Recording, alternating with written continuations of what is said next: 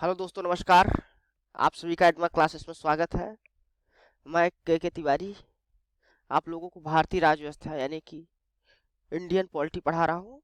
जो मध्य प्रदेश की जितने भी व्यापम के एग्जाम्स कराए जाते हैं उसके लिए काफ़ी फायदेमंद रहेगा। साथ साथ एमपीपीएससी हो गया आपका, और अन्य हिंदी भाषी राज्यों का जो सिविल सर्विसेज का एग्जाम होता है, जैसे यूपी पीएससी हो गया, बिहार पीसीएस हो गया, उत्तराखंड पीसीएस हो गया, इसमें बहुत यूजफुल रहने वाला है। तथा मैं इस कोर्स को इस हिसाब से भी देखकर बना रहा हूँ इस लेक्चर्स को, कि आपको अगर आप यूपीएससी की तैयारी कर रहे हैं तो उसमें भी आपको फायदा करे। तो आइए शुरू करते हैं आज का लेक्चर। हर कोशिश हमें कुछ नया सिखाती है, हर असफलता एक नई राह दी जाती है। जो समेटता है इनको एक साथ वही एक दिन पहुंचता है कामयाबी के शिखर पर। यानी कि कोई भी हम अगर कोशिश करते हैं, चाहे उसमें सफल हो या असफल हो, एक नया अनुभव हमें सीखने को मिलता है। कोई न कोई नया तरीका मिलता है अनुभव सीखने को हमें, और उसके द्वारा हम जीवन में जो आने वाली कठिनाइयां हैं उसको भी हम लोग इस कोशिश के द्वारा जो सीखे हुए अनुभव है उसके मदद से हम लोग उसको भी हल कर लेते हैं। और कोई भी सफलता होती है, एक असफलता होती है जो वो नई राह देती है आपको, कि यह कार्य जो है तो हमने किस तरह से किया, क्या हम असफलता क्यों मिली है। यदि हम उसको एनालाइज करते हैं तो जो हमारी असफलता होती है वो हमें कई सारे आयाम देती है कि हमें क्या करना चाहिए था, क्या नहीं करना चाहिए था। अगर हम ऐसा करते तो शायद बेहतर होता, और अगली बार हम कोशिश करते हैं कि उस तरह करें और वो चीज़ों को अवॉइड करें जिसके कारण हम लोग असफल हुए हैं। और ये असफलता से जो हम लोग विचार सीखते हैं, जितना भी कुछ सीखते हैं, चाहे वो कोशिश करने से सीखे हों, भले असफल हो गए हों, या हमारी असफलता से जो हमने सीखा है, अगर उनको हम लोग एक साथ मिला लें और उसको एनालाइज करें कि हमको अब ऐसी गलतियां नहीं करना है जिसके कारण हम असफल हो रहे हैं, और यदि हम कोशिश करके कुछ चीज में सफल हो रहे हैं तो क्यों सफल हो रहे हैं उसको भी हम लोग समझ पा रहे हैं, तो इन सबको अगर हम लोग एक साथ रख लेंगे तो हम लोग कामयाबी के शिखर पर जरूर पहुंचेंगे। अगर आपके अंदर आग है सफलता प्राप्त करने की, आपके अंदर चाहत है, आप उसके लिए 100% देने को तैयार हैं, 100%, तो आप लोग जरूर सफलता प्राप्त करेंगे। अब आइए शुरू करते हैं आज का लेक्चर। तो हमारा जो एडमा क्लासेस है वो आपके लिए जो तो एमपीपीएससी से संबंधित हिंदी माध्यम के विद्यार्थियों के लिए रोजाना कोर्स क्लास चलती है इसमें, एडमा के यूट्यूब चैनल पे। तो आप लोग इस यूट्यूब चैनल को जरूर सब्सक्राइब कर लीजिए। यहाँ पर हम लोग सुबह 8 बजे क्लास जो होती है हमारी मध्य प्रदेश जीके की होती है, जिसमें आप लोग मध्य प्रदेश का जीके, इतिहास, भूगोल, जितनी भी संबंधित मध्य प्रदेश से संबंधित जितनी भी जानकारियां हैं जो मध्य प्रदेश के परीक्षाओं में बार बार पूछा जाता है उसको पढ़ा रहे हैं देशांश जैन सर। तो सुबह आप लोग 8 बजे इनकी क्लास जरूर करा करिए। और फिर आपका भूगोल पढ़ा रहे हैं सुबह 9 बजे पंकज सर। तो ये आपको मैप के द्वारा, ट्रिक्स के द्वारा आपको अच्छे से यादें कराते हैं चीज़ों को। तो इनकी क्लास आप सुबह 9 बजे कर सकते हैं। फिर राज्य व्यवस्था की क्लास है मेरी 10 बजे चलती है, और एप्टीट्यूड की क्लास आप लोग शाम को 3 बजे कर सकते हैं। तो ये सारी क्लासें आप करिए और अपनी एमपीपीएससी की जो तैयारी है उसको एक बेहतर तैयारी में बदलिए। क्योंकि आप जब मन लगा के तैयारी करेंगे और अच्छे से एक, क्योंकि हम लोग एक सीरियल में पूरा सिलेबस को कवर करने की कोशिश कर रहे हैं, ऐसा नहीं कि हमने कुछ चैप्टर को डाला और बाकी नहीं डाला। तो हम लोग हर चीज़ को यहाँ पर अच्छे से पढ़ेंगे, तो इसलिए आप इस चैनल को सब्सक्राइब कर लीजिए। टाइम टेबल का आप लोग स्क्रीनशॉट ले सकते हैं, और उसको आप लोग स्क्रीनशॉट लेके टाइम टेबल याद रखिएगा। चलिए आगे शुरू करते हैं। आज जो हम क्या पढ़ेंगे उसको सबसे पहले समझ लेते हैं। आज हम पढ़ने वाले हैं नागरिकता, और नागरिकता का एक भाग हमने पिछले वीडियो में पढ़ चुका है, और ये नागरिकता का भाग 2 होगा, तो ध्यान रखिएगा नागरिकता पढ़ेंगे आज, जो भाग 2 होगा। तो ये अगर हम नागरिकता को देखें तो ये संविधान के भाग 2 में है, जिसमें नागरिकता के बारे में वर्णन किया गया है अनुच्छेद 5 से लेकर 11 तक।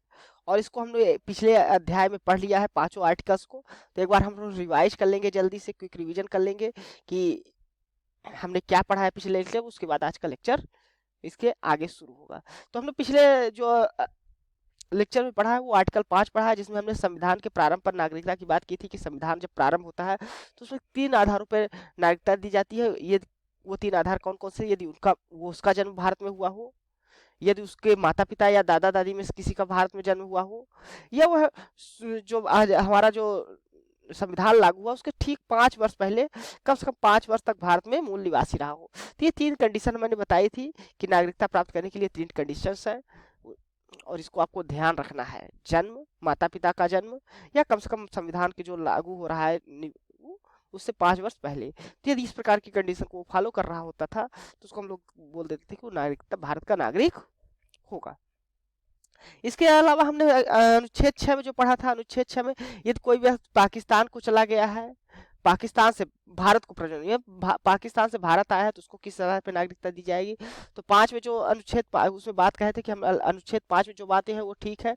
उसके अलावा यदि वह पाकिस्तान से भारत आया है तो उसके माता पिता या दादा दादी में से कोई या नाना नानी में से कोई भी एक अविभाजित भारत यानी जो भारत शासन अधिनियम 1935 था उसमें परिभाषित भारत में उसका जन्म हुआ होना चाहिए था।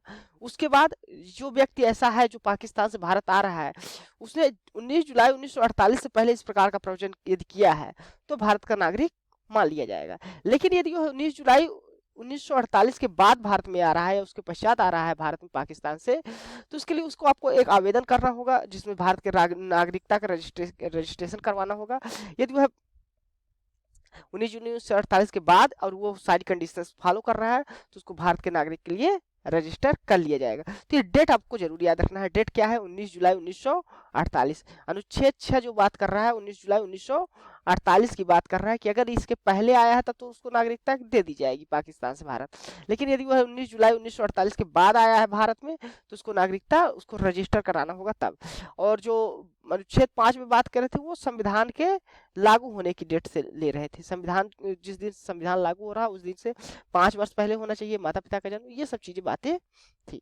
यदि वह कम से कम लेकिन यदि और एक कंडीशन है इसमें आर्टिकल 6 में, जिस दिन वो आवेदन कर रहा है उससे कम 6 माह से उसको भारत में निवास रहना चाहिए। यानी उसके 6 महीने पहले तक भारत में, ये 6 माह से भारत में रह रहा है तभी उसको नागरिकता का रजिस्ट्रेशन होगा। यदि वह ऐसा नहीं है कि वह भारत का 6 माह से नागरिक नहीं है तो उसको भारत के नागरिकता में रजिस्ट्रेशन नहीं दिया जाएगा। तो ये याद रखिएगा। अनुच्छेद 7 में हमने क्या पढ़ा था? अनुच्छेद 7 में पढ़ा था कि पाकिस्तान को यदि कोई व्यक्ति प्रव्रजन कर गया है और फिर वह भारत की नागरिकता चाहता है, यानी पाकिस्तान को प्रव्रजन करने वाले कुछ व्यक्तियों को नागरिकता के अधिकार, यदि कोई व्यक्ति पाकिस्तान चला गया है और पाकिस्तान से पुनः भारत में आ रहा है तो भले वह अनुच्छेद 5 और अनुच्छेद 6 में दी हुई जो कंडीशंस है उसको सेटिस्फाई कर रहा है, उसको मान रहा है, उसके होने के बाद भी अनुच्छेद 5 और 6 में जो बातें कही गई हैं उन सब बातों के होने के बावजूद यदि कोई व्यक्ति पाकिस्तान चला गया है 1 मार्च 1947 के बाद, अब वह पुनः पाकिस्तान में चला गया था, अब वह पुनः लौटकर भारत में आना चाहता है, भारत की नागरिकता लेना चाहता है, तो वह जब भारत लौट के आएगा तो उसको तुरंत भारत का नागरिक नहीं समझा जाएगा, ठीक ना। उसको भारत का नागरिक समझने के लिए अनुच्छेद 6 में जो गतिविधियां दी गई हैं, यानी कि जो 19 जुलाई 1948 की तारीख दी गई है उसके पश्चात भारत में आया हुआ माना जाएगा, ठीक। और उसके पश्चात भारत में आया हुआ माना जाएगा तो उसको नागरिकता के लिए रजिस्ट्रेशन कराना होगा, और रजिस्ट्रेशन कराने के लिए उसको 6 महीने पहले ही जो तो भारत में कम से कम लगातार रहना चाहिए। तो रजिस्ट्रेशन के द्वारा 19 जुलाई 1948 के पश्चात प्रवचन किया माना जाएगा और रजिस्ट्रेशन के द्वारा उसको जो तो फिर भारत की नागरिकता दी जाएगी। तो ये अनुच्छेद 7 की बात कर रहा था। अब अनुच्छेद 8 को देख लेते हैं क्या कह रहा है। अनुच्छेद 8 कह रहा है भारत के बाहर रहने वाले भारतीय उद्भव के व्यक्तियों को नागरिकता के अधिकार। इसमें अनुच्छेद 5 में 6-7 जो भी बातें हैं उसको छोड़ते हुए यदि 5 की जो बात है उसका वो अगर उस कंडीशंस को फॉलो कर रहा है अनुच्छेद 5 की, तो वह यदि वह विदेश में रह रहा है, भारत की उद्भव का है लेकिन विदेश है, अब वह भारत की नागरिकता चाहता है, विदेशी इस समय वर्तमान विदेशी नागरिक है, अब वह क्या कर रहा है भारत की नागरिकता चाह रहा है।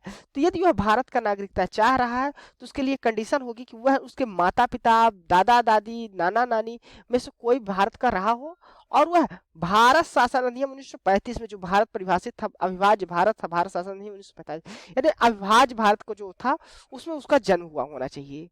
यदि वह इस प्रकार का व्यक्ति है, विदेश का नागरिक, अभी वर्तमान उसकी नागरिकता विदेशी है लेकिन अविभाज्य भारत में वह भारत में जन्मा था और वह भारत की नागरिकता चाह रहा है, तो ऐसे व्यक्ति को भारत की नागरिकता दे दी जाएगी, लेकिन उसको रजिस्ट्रेशन कराना होगा, भारत के नागरिक के तौर पर उसको रजिस्ट्रेशन कराना होगा।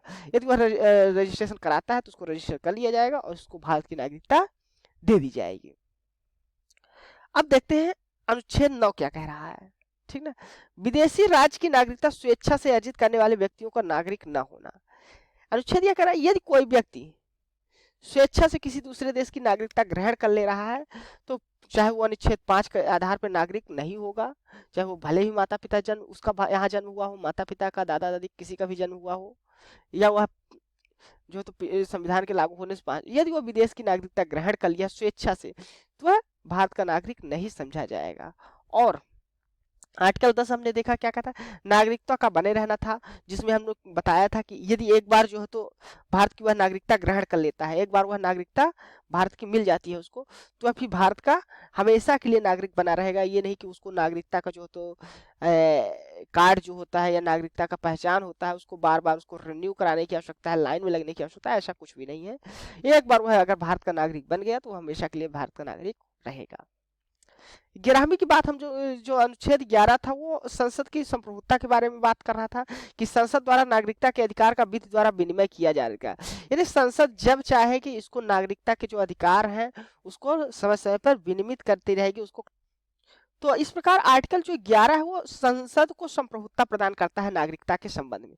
वही यह बात करता है अनुच्छेद 11 की जो अभी तक हमने 5 से लेके 11 तक का ये सब बातें कही, 5 से लेके आर्टिकल 5 से आर्टिकल 9 तक जो नागरिकता देने की बात कही है, उस नागरिकता देने में हमारी संसद जब चाहे जिस तरह चाहे उस तरह का परिवर्तन कर सकती है। यानी संसद पूरी तरह से स्वतंत्र है, वो जिस प्रकार के नागरिकता में नागरिकता के प्रावधान में परिवर्तन करना चाहे परिवर्तन कर सकती है। और इसके लिए समय समय पर देख रहे थे 1955 में आया, कई बार जो तो 2001 में आया और 2003 में आया, 2015 में आया था नागरिकता से संबंधित, और 2019 में जो आप लोग जान ही रहे हैं बहुत कंट्रोवर्शियल जो इशू चला हुआ था जिसके लिए काफी आंदोलन भी हुए थे सड़कों पर दिल्ली के। तो ये नागरिकता के संबंध में एनआरसी को लेकर ये सब चीजों को, तो ये 2019 में। तो इस तरह हम लोग देखते हैं संसद जो है तो समय समय पर नागरिकता के जो प्रावधान उसमें परिवर्तन करती रहती है। अब हम लोग देखते हैं नागरिकता कोई भी व्यक्ति भारत में अगर कोई व्यक्ति है और भारत में रह रहा है और वह भारत की नागरिकता को चाह रहा है तो नागरिकता को उसको कई आधारों पर मिल सकता है। क्या है, 5 आधार हैं। जन्म के आधार पर उसको नागरिकता मिल सकती है, वंश के आधार पर उसको नागरिकता मिल सकती है यदि वह भारतीय वंश का हो, वंशानुगत हो, यानी उसके माता पिता दादा दादी जिस प्रकार हम बात कर रहे थे। वह पंजीकरण करा के भारत की नागरिकता अर्जित कर सकता है, अपना पंजीकरण, प्राकृतिक रूप से वो भारत का नागरिक बन सकता है, और क्षेत्र समष्टि के द्वारा किसी क्षेत्र को भारत में मिलाया गया है तो उसकी भी नागरिकता, यदि कल को पाक पीओके समझ लीजिए अगर भारत में मिला लिया जाता है जो पाक अधिकृत कश्मीर है तो उसके नागरिकों को भारत की नागरिकता संसद के एक अधिनियम संशोधन के द्वारा उसको भारत की नागरिकता दे दी जाएगी। तो हम लोग जन्म के आधार पर समझ लेते हैं भारत की जो नागरिकता किस प्रकार मिलती है। यदि कोई व्यक्ति 26 जनवरी 1950 इस डेट के बाद भारत में जन्म लिया है, ठीक ना, तो वह भारत का नागरिक माना जाएगा। तो यदि कोई व्यक्ति 26 जनवरी 1950 के बाद भारत में जन्म ले रहा है तो वह भारत का नागरिक माना जाएगा। दूसरा कंडीशन क्या कह रहा है, 1 जुलाई 1947 के यदि पूर्व भारत में वह जन्मा है, 1 जुलाई 1947 के पूर्व भारत में जन्मा है तो अभी भारत का नागरिक बन जाएगा, वो नागरिक हो जाएगा, ठीक ना। अब तीसरी कंडीशन क्या है उसको समझिएगा, यदि वह 1 जुलाई 1947 के बाद भारत में जन्मा है, यदि वह 1 जुलाई 1947 के बाद भारत में जन्मा है तो वह भारत का नागरिक माना जाएगा यदि जो उसका जन्म हुआ हो उसके माता पिता में से, माता या पिता में से कोई भी एक कोई भी यदि भारत का नागरिक है उस जन्म के समय 1 जुलाई 1947 के बाद यदि उसका जन्म भारत में हो रहा है उसके माता या पिता में से किसी एक का जन्म या किसी एक कोई एक जो तो भारत की नागरिकता लिया हुआ है, यदि भारत की नागरिकता है तब वह भारत के नागरिक के लिए रजिस्ट्रेशन कर सकता है, उसको भारत का नागरिकता मिल जाएगी। तो जन्म के आधार पर 3 डेट है, 26 जनवरी 1950 जिस दिन संविधान लागू हुआ था, और उसके बाद यदि कोई व्यक्ति भारत में जो है तो जन्म लिया है तो उसको भारत का नागरिक मान लिया जाएगा। 1 जुलाई 1947 के पूर्व यदि भारत में जन्म लिया है तो भी वह भारत का नागरिक बन जाएगा। लेकिन वह 1 जुलाई 1947 के बाद भारत में जन्म ले रहा है और 26 जनवरी 1950 के पहले, तो उसमें से माता या पिता में से, मतलब 1 जुलाई 1947 के बाद यदि भारत में जन्म ले रहा है तो उसके माता या पिता में से किसी एक को भारत का नागरिक होना अनिवार्य है। अब ये समझ लेते हैं एक और चीज इसमें, कि यदि कोई व्यक्ति 3 दिसंबर, कितने दिसंबर, 3 दिसंबर 2004, 3 दिसंबर, डेट याद रखिएगा, किसी व्यक्ति का जन्म भारत में 3 दिसंबर 2004 को हो रहा है, तो यदि वह जो तो 3 दिसंबर 2004 को यदि हो रहा है जन्म, तो वह भारत का नागरिक तभी माना जाएगा जब उसके माता पिता दोनों भारत में हो, या माता या पिता में से कोई भी हो, माता या पिता में से किसी एक का जन्म भारत में हुआ हो, या वह भारत में आ रहा है और नागरिकता ले रहा है, उसको जो तो साथ ही साथ ये माता और पिता उनके अवैध प्रवासी भारत में ना रहे हो, अवैध प्रवासी ना रहे हो, यानी उस व्यक्ति का अवैध प्रवास ना हो, और साथ ही साथ उसके माता या पिता में से कोई भी एक भारत की नागरिकता ग्रहण किया है, भारत का नागरिक है, तो भारत का नागरिक मान लिया जाएगा।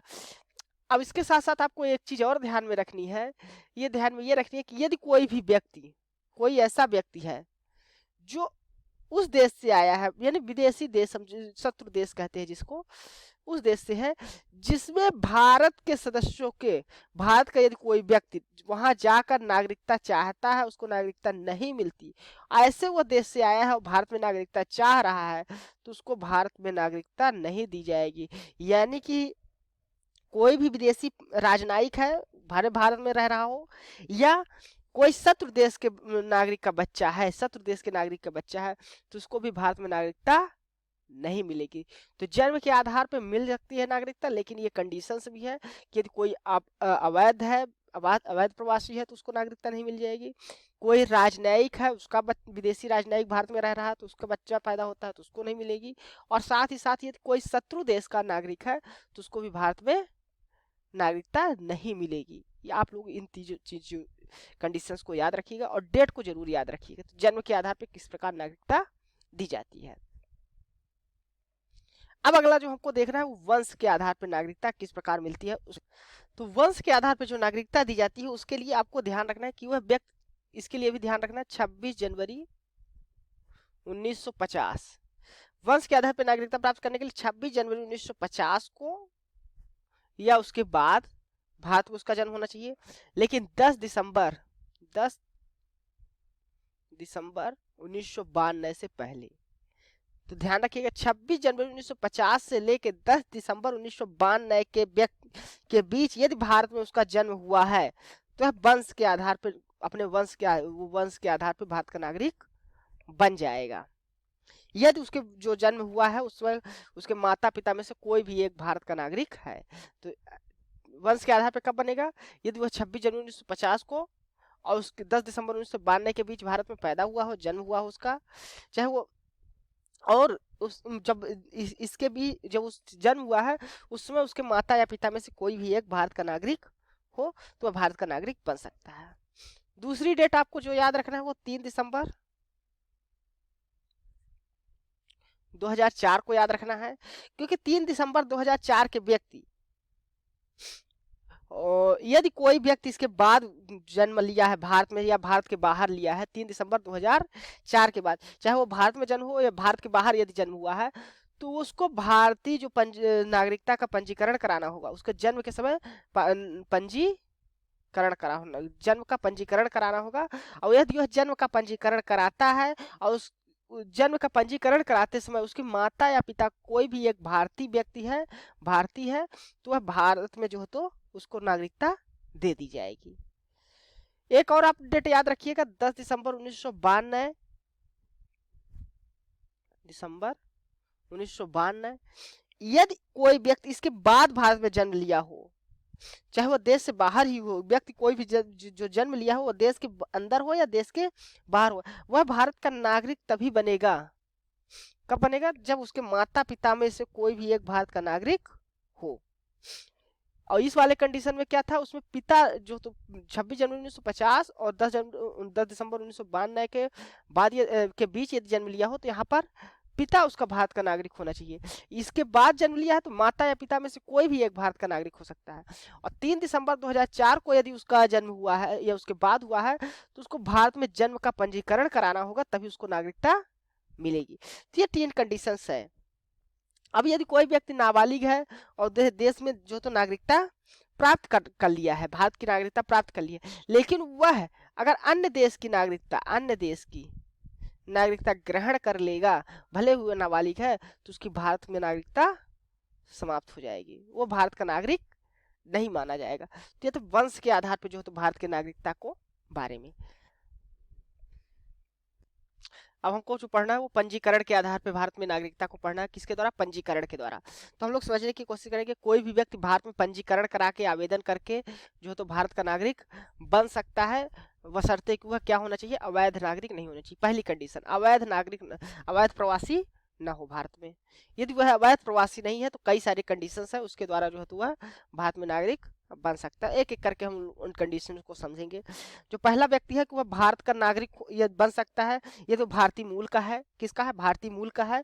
और प्लस इसके साथ साथ एक कंडीशन और है कि वह 7 वर्ष से भारत में रह रहा हो। जब वो नागरिकता के लिए अप्लाई कर रहा है, पंजीकरण करा रहा है अपने लिए, तो 7 वर्ष पूर्व भारत में रह रहा हो।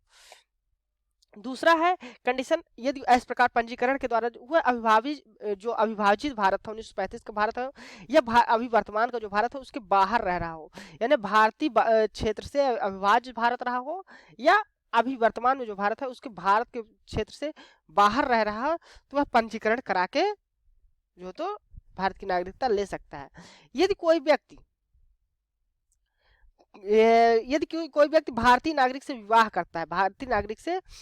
करता है और विवाह करने के बाद 7 वर्ष तक भारत में रह रहा हो, भारतीय नागरिक से विवाह किया, 7 वर्ष तक भारत में रह रहा हो, तो वह भी भारत की नागरिकता के लिए आवेदन कर सकता है।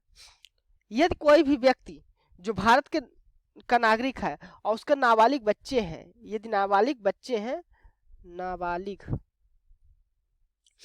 बच्चा, तो उसके लिए भी वह आवेदन करके उसको भारत का नागरिक बना सकते हैं, लेकिन वह भारत के नागरिक यदि भारत में रह रहा हो तो। इसके साथ साथ यदि कोई व्यक्ति जो है तो भारत के नागरिक है और उसके माता पिता भारत के नागरिकता के रूप में जो है तो पंजीकृत करा चुके हैं, तो उस बच्चे के लिए 7 वर्ष जो है तो भारत में रहना जरूरी नहीं, वो भारत का नागरिक बन सकता है। और इसके साथ साथ यदि कोई व्यक्ति जो पूरी आयु और क्षमता का है और समुद्र पार करके किसी देश के नागरिक के रूप में 5 वर्ष के लिए पंजीकरण कराने के बाद 12 महीने के निवास करने के बाद वो 5 वर्ष पहले ही यदि वह पंजीकरण करा लिया है, तो वह भारत में 12 माह यदि वह निवास करता है, 12 माह किसी दूसरे देश का भले नागरिक ले लिया है 5 वर्ष, लेकिन उसको 5 वर्ष पूर्व जो है तो भारत के नागरिकता के रूप में रजिस्ट्रेशन, भारत से गया था, बाहर चला गया, लेकिन पुनः भारत में आना चाहता है, तो उसको क्या करना होगा? 5 वर्ष पहले उसको पंजीकरण कराना होगा, और जिस समय उसे नागरिकता चाहिए उससे 12 महीने पहले वह भारत में रह रहा हो, यानी जो पंजीकरण कर रहा है 5 वर्ष पहले, उसमें से 12 महीने पहले उसको भारत में लगातार रहना होगा। यदि वह इस प्रकार है तो वह भारत में पंजीकरण करके भारत की नागरिकता को ले सकता है। तो ये पंजीकरण के द्वारा हमने भारत की नागरिकता किस प्रकार मिलती है उसको हमने समझा। अब इसके आगे हम लोग पढ़ेंगे प्राकृतिक रूप से भारत की नागरिक किस प्रकार मिल सकती है, उसको हम लोग देखेंगे प्राकृतिक रूप से भारत की नागरिकता। तो प्राकृतिक रूप से कोई भी व्यक्ति भारत में अगर नागरिक बनना चाहता है उसको आवेदन करना होगा। क्या करना होगा? आवेदन करना होगा। आवेदन करने से पहले उसको ध्यान रखना होगा कि वह अवैध प्रवासी ना हो। पहला कंडीशन क्या है? अवैध प्रवासी ना होना चाहिए। साथ ही साथ वह ऐसे देश से संबंध न रखता हो जहां भारत के नागरिकों को नागरिकता न दी जाती हो। यदि वह ऐसे देश से है जहां भारत के नागरिकों को नागरिकता नहीं मिलती है तो उसको भी नागरिकता नहीं दी जाएगी। तो उसको यह ध्यान रखना है आवेदन करने से पूर्व कि वह ऐसे देशों का ना हो कि जहां जो तो भारत के नागरिकों को नागरिकता नहीं मिलती। साथ ही साथ वह यह भी राजी हो कि जब वह भारत की नागरिकता प्राप्त कर लेगा तो वह जो अन्य देश की उसकी नागरिकता वह समाप्त हो जाएगी, अन्य देश की नागरिकता उसकी समाप्त हो जाएगी। और जिस दिन वह आवेदन कर रहा है उसके 12 माह पहले वह भारत में लगातार रहना होना चाहिए। ये सभी कंडीशन फॉलो होना चाहिए। इसके साथ साथ जब 12 माह लगातार होने के पहले भी उसको पिछले 14 वर्ष में से 11 वर्ष भारत में बिताए हुए होना चाहिए। जो जिस दिन नागरिकता के लिए अप्लाई कर रहा है उसमें से उस दिन से 14 वर्ष पूर्व में 11 वर्ष उसे भारत में रहना चाहिए, और ये 12 माह उसको पिछले 1 वर्ष से लगातार भारत में रहा होना चाहिए। साथ ही साथ उसका चरित्र अच्छा होना चाहिए, अच्छे चरित्र का होना चाहिए, अच्छा चरित्र का होना चाहिए। चरित्र का अच्छा होना का मतलब भारत के जो तो आदर्श है, जो संविधान है और चीजें हैं, प्रतीक है, न्यायालय है, उन सब की वह जो तो सम्मान करे, और साथ साथ वो किसी प्रकार के क्रिमिनल एक्टिविटी में वो भागीदारी ना हो। तो चरित्र का अच्छा होना चाहिए। इसके अलावा और कंडीशन है कि उसको भारत की जो 8वीं अनुसूची है उसमें 22 जो भाषाएं हैं उनमें से भाई किसी एक न एक भाषा को उसको ज्ञान होना चाहिए। क्योंकि जब आप भारत में रहना चाहते हैं तो कम से कम आपके यहाँ किस प्रकार सरवाइव करेंगे, आपको किसी न किसी एक 22 जो भाषाएं हैं उसमें से किसी एक भाषा का आपको जानकारी होना चाहिए, आप उसको समझ सकें। तो यदि ये इस प्रकार की वो कंडीशंस फॉलो कर रहा है, इतनी सब कंडीशंस, तो वह भारत का नागरिक ताकि लिए अप्लाई कर सकता है और भारत का नागरिक बन सकता है। यदि इसमें से किसी भी एक कंडीशन का जो तो वो फॉलो नहीं कर रहा है या उसको सेटिस्फाई नहीं कर रहा है तो भारत का नागरिक नहीं माना जाएगा। जो तो अगला जो समझेंगे वो किस आधार पे समझेंगे, क्षेत्र समविष्ट के आधार पे भारत की नागरिकता। यानी कि यदि कोई जैसे अभी वर्तमान में क्षेत्र भारत में नहीं है लेकिन वह भारत में कोई भी क्षेत्र आगे भविष्य में मिला लिया जाता है, जैसे पांडुचेरी को जब मिलाया गया भारत में, या गोवा को जब भारत में मिलाया गया, या सिक्किम को जब भारत में मिलाया गया, तो इस क्षेत्रों के जो नागरिक थे उनको भारत में नागरिकता दे दी जाती है। संविधान के बाद बिल उसको भारत को नागरिकता दे दी जाएगी, चाहे वो पांडुचेरी, गोवा या भविष्य में कोई भी क्षेत्र यदि भारत में मिला है। जैसे हमने पहले ही कहा था, यदि भविष्य में मान लीजिए भारत में पीओके को मिला लिया जाता है, पीओके जो है तो भारत का हिस्सा हो जाता है, तो यहाँ के जो नागरिक होंगे वो भारत के नागरिक मान लिए जाएंगे। तो क्षेत्र कोई भी भारत में यदि मिल रहा है तो उसके समाविष्ट के द्वारा भी भारत का नागरिक बन सकता है। अब हम लोग समझते हैं कि भारत का कोई भी नागरिक बन गया है, यदि वह भारत की नागरिकता को त्यागना चाहता है तो वह कैसे भारत की नागरिकता को त्याग सकता है। तो उसके लिए रूप से भारत की नागरिकता को त्याग देना चाहता है। तो यदि स्वैच्छिक रूप से कोई नागरिकता त्यागने के लिए आवेदन कर रहा है, हालांकि उस समय यदि युद्ध न चल रहा हो भारत में, तो वह भारत की नागरिकता को त्याग सकता है। और जैसे ही वो भारत की नागरिकता को त्यागता है तो उसके जो भी नाबालिग बालक होंगे वह भी भारत के नागरिक, नाबालिग बच्चे जो होंगे वो भी भारत के नागरिक नहीं होंगे। लेकिन यदि बच्चा यह 18 वर्ष की आयु जब पूर्ण कर लेगा, 18 वर्ष की आयु पूर्ण कर लेगा, तो जैसे ही वह 18 वर्ष की आयु पूर्ण करता है तो वह भारत में नागरिकता के लिए आवेदन कर सकता है और वह भारत का नागरिक बन सकता है। दूसरी कंडीशन है कि बर्खास्तगी के द्वारा यदि वह किसी भारत को बताए बिना, भारत सरकार को बताए बिना किसी अन्य देश का वह नागरिक बन जाता है तो उसकी भारत में नागरिकता को बर्खास्त कर दिया जाएगा, वो भारत का नागरिक नहीं समझा जाएगा। और वंचित करने के द्वारा इसके साथ साथ भारत सरकार जो तो भारत के नागरिकों को बर्खास्त भी कर सकती है, नागरिकों को नागरिकता से वंचित भी कर सकती है। उसके कई आधार हैं, जैसे यदि कोई व्यक्ति फर्जी नागरिकता ग्रहण करता है, फर्जीवाड़ा करके कोई। दूसरा कंडीशन है यदि वह संविधान के प्रति अनादर जताता है, संविधान की जो तो अनादर करता है, संविधान का जो संविधान के प्रावधान है उसको नहीं मानता, अनादर दिखाता है संविधान के। इसके साथ साथ यदि युद्ध के दौरान कोई किसी ने शत्रु देश का जो है तो साथ दिया हो, किसी नागरिक ने शत्रु देश का साथ दिया हो, शत्रु देश का, तो यदि वह शत्रु देश का साथ देता है तो भी उसकी नागरिकता से वंचित कर दिया जाएगा।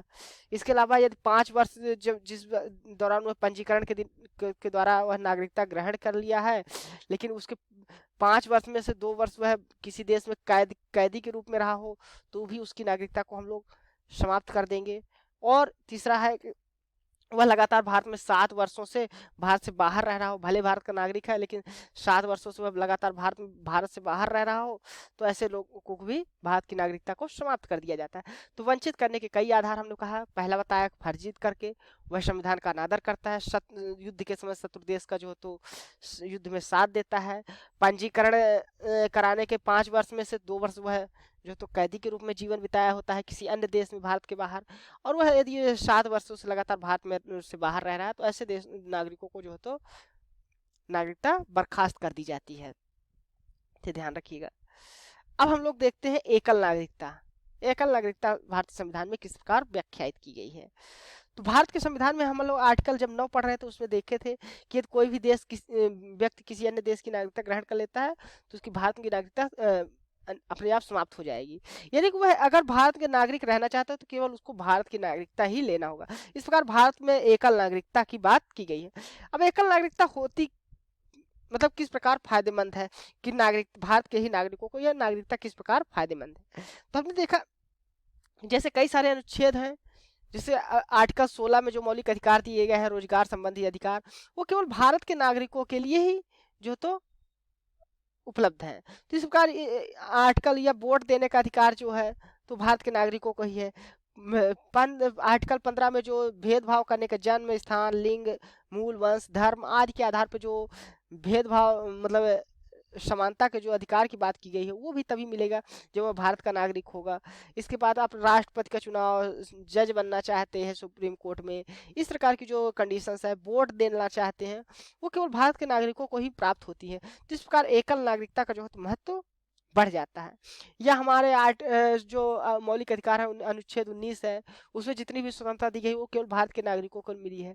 यदि जैसे अब जैसे भारत के नागरिक जैसे 21 है आर्टिकल, तो उसमें कोई भी व्यक्ति वो जीवन की स्वतंत्रता सभी को दी गई है, हर व्यक्ति को दी गई, इसमें नागरिकता के लिए कोई आवश्यकता नहीं है। ऐसे 14 संविधान का अनुच्छेद 14 है, उसमें सभी को समानता की बात की गई है कि कोई भी व्यक्ति किसी भी जाति किसी भी देश का हो जन्म कोई मतलब नहीं है, वो जो तो भारत का उसको समानता का अधिकार मिला है। लेकिन कुछ ऐसे अधिकार हैं जिसमें जो है तो भारत के नागरिकों को ही मिलते हैं। और इसके अलावा जैसे हमारे संविधान में जो है तो कुछ दिन पहले 370 आर्टिकल्स के तहत अगर देखा जाए जम्मू कश्मीर में एक अलग नागरिकता उनको दी जाती थी, लेकिन इसके जो तो 2019 में जो 5 अगस्त 2019 में इसकी समाप्ति के बाद भी ये भी अब भारत में जो तो जितने भी राज्य हैं सबको एकल नागरिकता की बात की जाती थी। डुअल सिटीजनशिप जो जम्मू कश्मीर में दी जाती थी वो भी अब समाप्त हो गई है। तो इस प्रकार हम लोग देखते हैं कि पूरे भारत में एकल नागरिकता है, उसके कई सारे फायदे भी होते हैं। इसके अलावा कुछ विदेशी भारतीयों को भी नागरिकता प्राप्त करने का अधिकार है। उसको नागरिकता से संबंधित कुछ कार्ड ओसीआई कार्ड होल्डर कहा जाता है जिनको, वो संबंधित भी प्रावधान किए गए हैं जिसको हम लोग आगे जो तो देखेंगे अगले लेक्चर में, जिस 2000 के आधार पे दिया गया था इनको। सन 2000 में एक समिति बैठाई गई थी ये समिति का नाम याद रखिएगा LM सिंघवी समिति। ये तो इन्हीं की अध्यक्षता में जो है तो एक समिति का गठन किया गया था और उन्होंने जो है तो विदेशियों के जो है तो नागरिकता से संबंधित कुछ अधिकार दिए गए थे जिसको हम लोग अगले लेक्चर में पढ़ेंगे। तो आज का हमारा लेक्चर यहीं तक था। तो यदि आपको हमारा यह वीडियो अच्छा लगा है तो आप इसे लाइक कर दीजिए, हमारे इस चैनल को सब्सक्राइब कर लीजिए क्योंकि हमारे इस तरह की वीडियो आगे आती रहेंगी हमेशा, और बेल आइकन को दबा दीजिए ताकि जैसे ही हमारा वीडियो आपको अपलोड हो वो आपको नोटिफिकेशन मिल सके। दोस्तों को साथ भी शेयर करिए क्योंकि हम लोग संपूर्ण सिलेबस को कवर करने की कोशिश कर रहे हैं। इसके साथ साथ आप लोग इंस्टाग्राम, टेलीग्राम, फेसबुक चैनल से भी जुड़ सकते हैं। टेलीग्राम ग्रुप से आप लोग जरूर जुड़िए क्योंकि इससे जुड़ने पर आपको जो तो इस लेक्चर की PDF मिल जाएगी, वहाँ पर लेक्चर्स की PDF मिल जाएगी, और साथ ही साथ आपको जो है तो वहाँ पर क्विज डेली कराए जाते हैं वो भी आपको मिल जाएंगे।